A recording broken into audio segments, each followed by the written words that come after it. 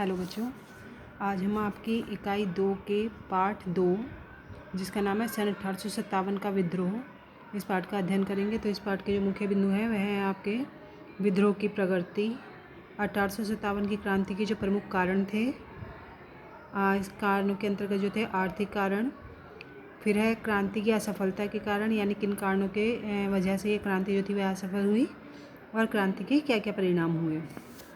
तो चलिए स्टार्ट करते हैं। ब्रिटिश शासकों को भारतीय राज्य पर विजय तथा अधिकार करने के दौरान कठोर प्रतिरोधों का सामना करना पड़ा, जिसमें 1857 का विद्रोह बहुत प्रबल था। इसने ब्रिटिश साम्राज्य की नींव को हिलाकर रख दिया।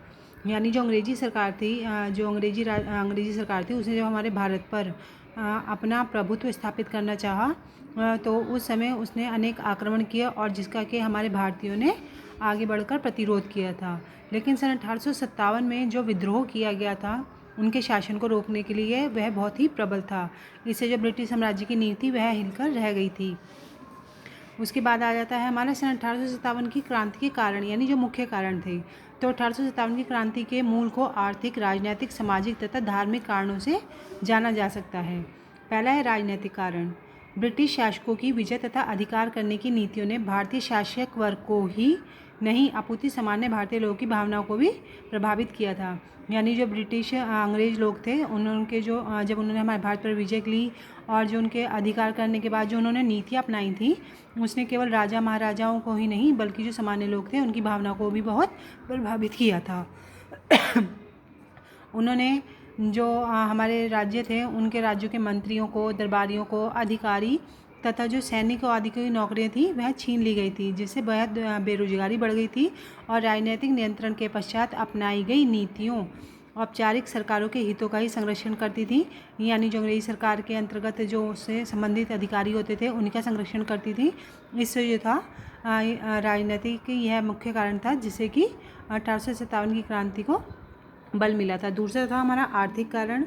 तो आर्थिक कारणों के अंतर्गत हमारे आ जाते हैं कि अंग्रेजों ने विभिन्न प्रकार की भू राजस्व नीतियाँ अपनाकर कृषकों का शोषण किया। यानी जो अंग्रेज थे उन्होंने यहाँ पर अपना राज्य स्थापित करने के बाद जो यहाँ के किसान थे उनके ऊपर अनेक प्रकार के कर लगा दिए थे, जिससे कि जो किसान थे उनका शोषण होने लगा था। दूसरा था वह भारत से जो कच्चा माल था वह कम सस्ती दर माने कम रेटों पर ब्रिटेन पहुंच जाता था और वहां पर मिलों में उस कच्चे माल से वह सामान को तैयार करते थे और उन्हीं सामानों को हमारे ही भारत में महंगे दामों पर बेचकर लोगों को खरीदने के लिए विवश करते थे। उसके बाद आता है भारतीय शिल्प एवं कुटीर उद्योग अंग्रेजी नीतियों के कारण जो थे तहस नहस हो गए थे, जिससे भारतीय कारीगर बेरोजगारी का शिकार हुए। तो यह हमारे आर्थिक कारणों के अंतर्गत आ जाते हैं। उसके आ जाता है हमारा सैन्य कारण।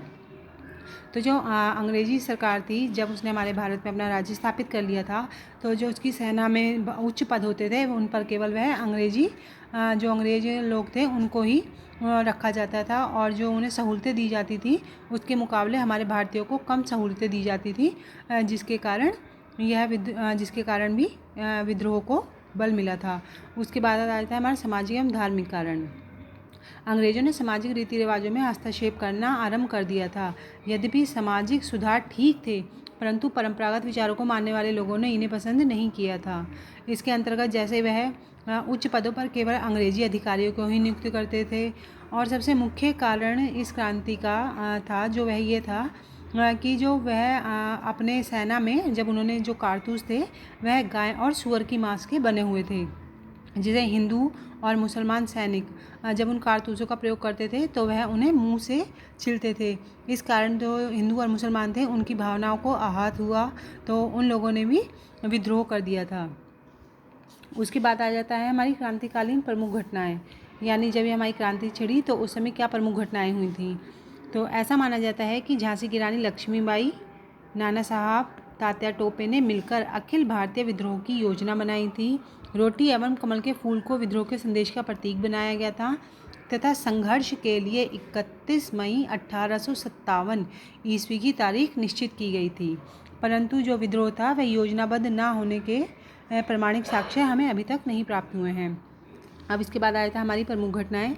तो 29 मार्च सन 1857 ईस्वी को 29 मार्च सन 1857 ईस्वी को जो बैरकपुर बंगाल की छावनी थी, उसमें मंगल पांडे जो थे उन्होंने कारतूसों का प्रयोग करने से इनकार कर दिया था, जिससे उन्हें बहुत ज़्यादा उनको उत्पीड़ित किया गया और जो अंग्रेजी सरकार थी उन्होंने उन्हें फांसी की सज़ा दे दी थी। उसके बाद आता है हमारा मेरठ।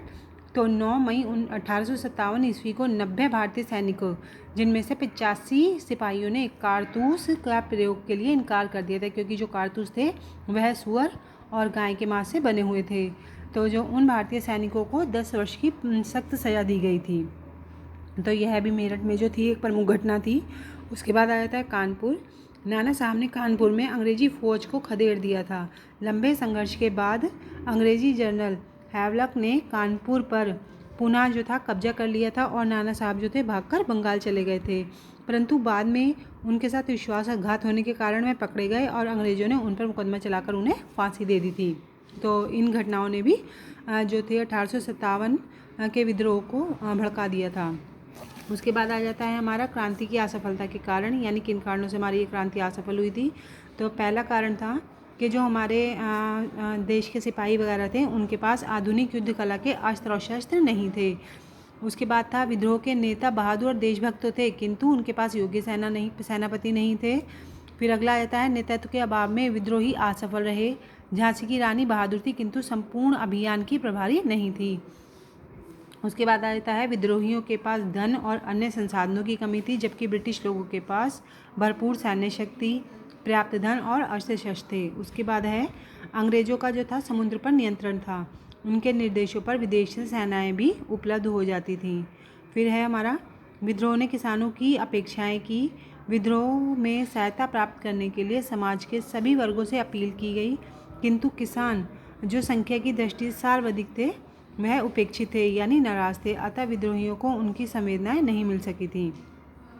अगला जाता है हमारी बंगाल की सैन्य टुकड़ियों के निजी चरित्र भी विद्रोह की असफलता के उत्तरदायी थे। वह उद्दंड स्वभाव के थे, अतः उन्हें जहाँ भी भेजे गए वह घृणा की दृष्टि से ही देखे गए थे। उसके बाद है शिक्षित भारतीयों ने भी विद्रोहियों की सहायता नहीं की थी, क्योंकि जो वह लोग थे वह मानते थे कि ब्रिटिश लोग जो है देश में सामंतशाही शक्तियों को नष्ट कर रहे हैं और यह देश की प्रगति के लिए नया लुक ला रहे हैं। तो ये मुख्य कारण थे जिसकी कारण सन 1857 की जो क्रांति थी वह असफल रही थी। उसके बाद आता है इस क्रांति के परिणाम, यानी इस क्रांति के क्या परिणाम हुए थे। तो सन 1857 के विद्रोह में ब्रिटिश शासन की नींव को हिलाकर रख दिया था, इस पुनः संगठन की कगार पर लाकर खड़ा कर दिया था। सन 1859 के अंत तक भारत पर ब्रिटिश शासन को पूरी तरह से पुनर्स्थापित किया गया, अतः विद्रोह व्यर्थ नहीं गया था। यह भारतीय इतिहास में एक अविस्मरणीय स्तंभ बन गया। यह विद्रोह भारत में ब्रिटिश शासनकाल के इतिहास में एक पुराने युग की समाप्ति और नए युग के प्रारंभ का महान कदम था। इससे भारत का राजनीतिक जीवन पर गंभीर और व्यापक प्रभाव पड़े। अब हम संक्षिप्त रूप में देखें कि जो प्रमुख घटनाएं थीं, तो वह थी हमारी सन 1857 की क्रांति हेतु अंग्रेजों की आर्थिक, राजनीतिक, सामाजिक, सैन्य एवं धार्मिक नीतियाँ उत्तरदायी थीं, यानी इनके कारण यह क्रांति हुई थी। उसके बाद सन 1857 की क्रांति से पूर्व देशों में के विभिन्न भागों में पहले ही विद्रोह हो गया था, अंग्रेजों ने आसानी से इनका दमन कर दिया था। उसके बाद है 9 मई सन 1857 को मेरठ के भारतीय सैनिकों ने नए कारतूसों के प्रयोग से इनकार कर दिया था, तो यह भी इस क्रांति की एक मुख्य घटना है। 29 मार्च सन 1857 को बैरकपुर छावनी में मंगल पांडे ने नए कारतूसों का प्रयोग करने से इनकार कर दिया था, जिस कारण उन्हें सजा दे दी गई थी। फिर लखनऊ में विद्रोह का नेतृत्व बेगम हजरत महल ने किया था। कानपुर में विद्रोह का नेतृत्व नाना साहब और तात्या टोपे ने किया था, तथा बाद में बहादुर शाह जफर को बंदी बनाकर रंगून भेज दिया गया था, जहाँ सन 1862 ईस्वी को उनका निधन हो गया था। अगला पॉइंट है झांसी के विद्रोह का नेतृत्व रानी लक्ष्मीबाई ने किया था, तथा बिहार में कुंवर सिंह, बरेली में खान बहादुर खान और इलाहाबाद में लियाकत अली ने विद्रोह का नेतृत्व किया था। उसके बाद आता है हमारा सन 1858 ईस्वी में ब्रिटेन की महारानी विक्टोरिया ने अपने घोषणा पत्रों में कई महत्वपूर्ण नीतियों का उल्लेख किया है। तो इस पाठ के स्मरणीय यानी याद रखने योग्य तथ्य हैं जो आपको बता दिए गए। उसके बाद इस पाठ से संबंधित कार्य आपको PDF के द्वारा दे ही दिया गया, जो आपने कर लिया होगा।